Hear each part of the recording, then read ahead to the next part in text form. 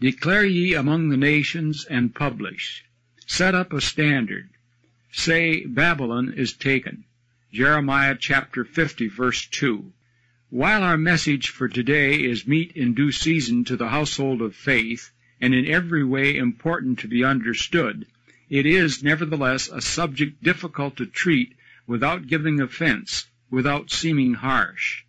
Bear with me, then, while expressing what I believe to be the divine message in as kindly a manner as I know how. The scriptures which I may quote in support of my presentation seem harsh almost to cruelty, but I assure you, my hearers, that I am not responsible for the language of the Bible. My responsibility is to speak the word of the Lord. In doing this, I shall endeavor to present the message in as kindly a manner as I am able, and as far as possible explain some of the harsher expressions. But I must not shun to declare the whole counsel of God, and as fully as I believe He would now have His people understand it. Jeremiah chapter 23, verse 28, Acts chapter 20, verses 26 and 27. In the days of Jesus and His apostles, there was no mystic Babylon. Therefore, the expressions in the revelation of St. John bearing upon mystic Babylon were prophetic of the systems and conditions which have since risen in the church. The word Babylon has a double significance. It is derived from the word Babel, and reminds us of the time when the sons of Noah lost faith in the divine providential care and in the rainbow of promise, and endeavored to erect a structure for their own preservation, the Tower of Babel. This attempt led to the confusion of tongues. Genesis chapter 11, verses 1 through 9.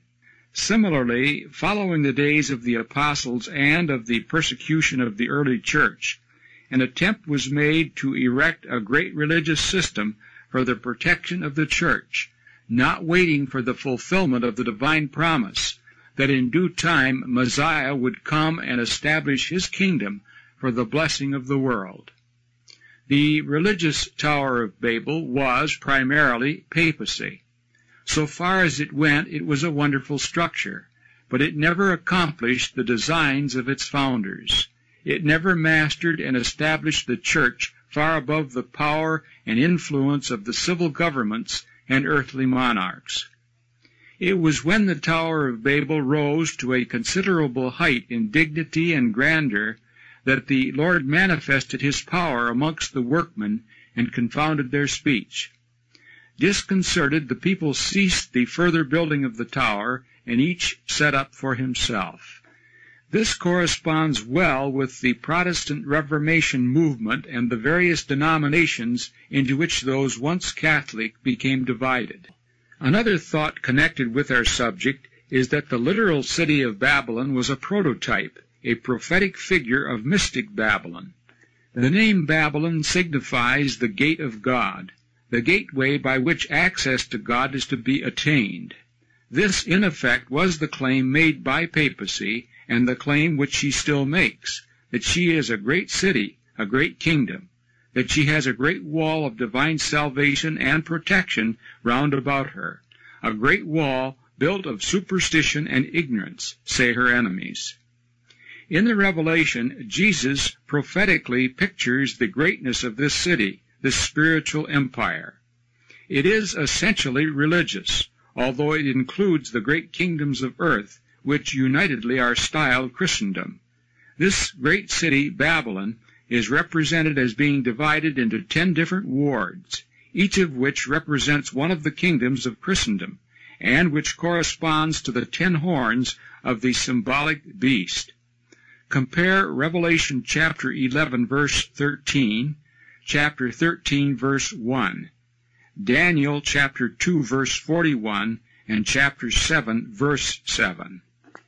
As this great city or spiritual kingdom thus includes the chief monarchies of Europe, so under another figure, Babylon, papacy, is represented as a woman in whose forehead is found the name Babylon the Great, the mother of harlots.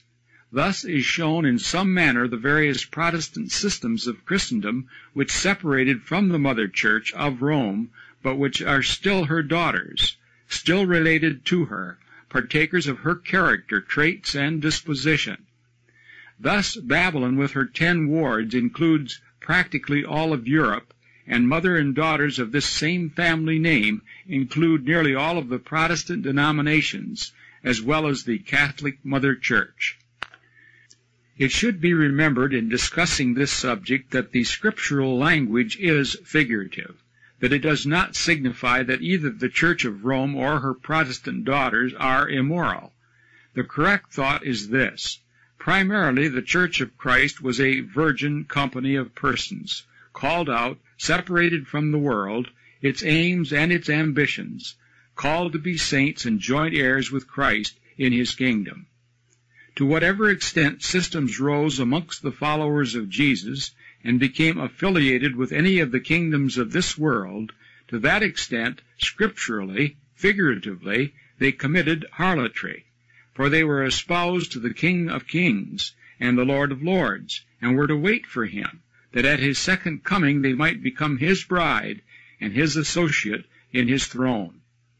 It will not be questioned that papacy became affiliated with the Roman Empire and sat down on the throne of Rome, nor that the Church of England, as one of her daughters, became affiliated with the British government and now sits representatively in the House of Lords. It would not be questioned that the Greek Church experienced a similar betrothal and marriage to the Russian government, the Lutheran Church to the German government, etc., etc. It is on this account and in this sense that the Church of Rome and her daughters, mother and daughters, organizations of Protestants, are figuratively called by the family name of Babylon. Under the figure of a woman clothed in purple and scarlet, the mother system of Babylon long centuries ago made all the nations drunk with her wine, the doctrines which she had in her golden cup. Revelation chapter 17, verses 1 through 6. The golden cup represents the Bible, the divine standard or authority. It was misused when the wine of false doctrine was put into it, when the Bible was claimed as authority for various erroneous teachings of the Dark Ages. The intoxicating wine which made the nations drunk, and which led them to support the woman and to call themselves Christian nations, papacy still holds in her hand, and still offers to whoever will receive it, but the nations are gradually sobering up. It is not necessary to suppose that every doctrine presented by papacy was false and intoxicating.